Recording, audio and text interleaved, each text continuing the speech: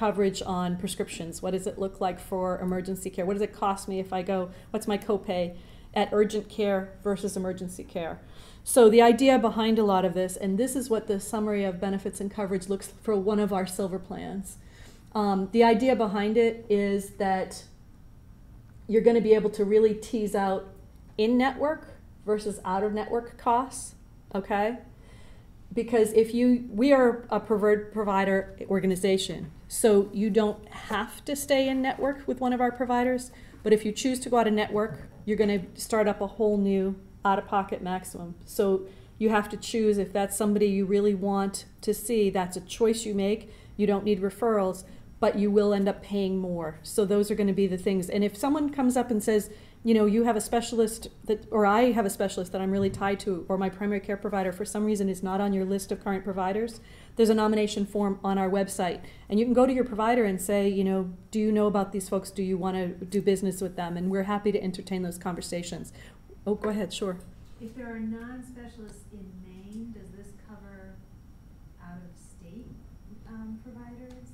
Practitioners? So we do have a wraparound network for when people are out of state, but it would those specific questions, I'd encourage you, I'll show you the 800 number to call our office.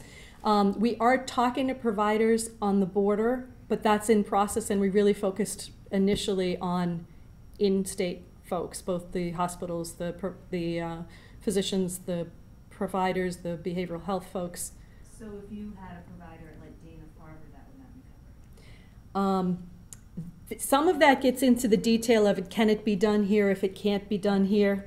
And that's a really good question to call member services about. Those people are amazing. They're right down the office from me, and they really know it inside and out for each of the plans and what it means in network, out of network, and who's on board.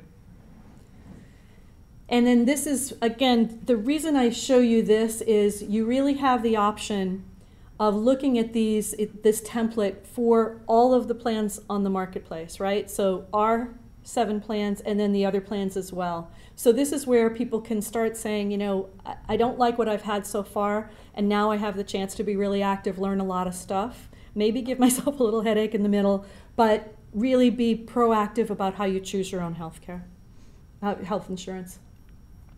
And this is another example of, again, for one of our silver plans, of how we had to fill out templates, as did other insurers on the marketplace, with what it would be typical costs and what kinds of things based on our coverage it would typically cover.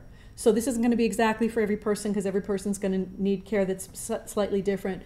But you will notice for the managing type 2 diabetes, the costs are for the patient versus the cost for in total are really quite different. So again, because that's one of our chronic illness support conditions, and this plan carries the chronic illness support program. Okay. Most preventive services are at no cost to you. All market plans and many other plans must cover preventive services without charging you a copayment, coinsurance, and that applies when these services are delivered by an in-network provider. Some key dates to remember. One of the things I also want to just say, because I think it was Kate who asked, what are you doing about health promotion and wellness? And I don't have this in this slide, but we are going to be supporting members' efforts to protect and promote their family's health. So to follow up on Edie and Sage's presentations, wellness information, all members have access to our website, which will have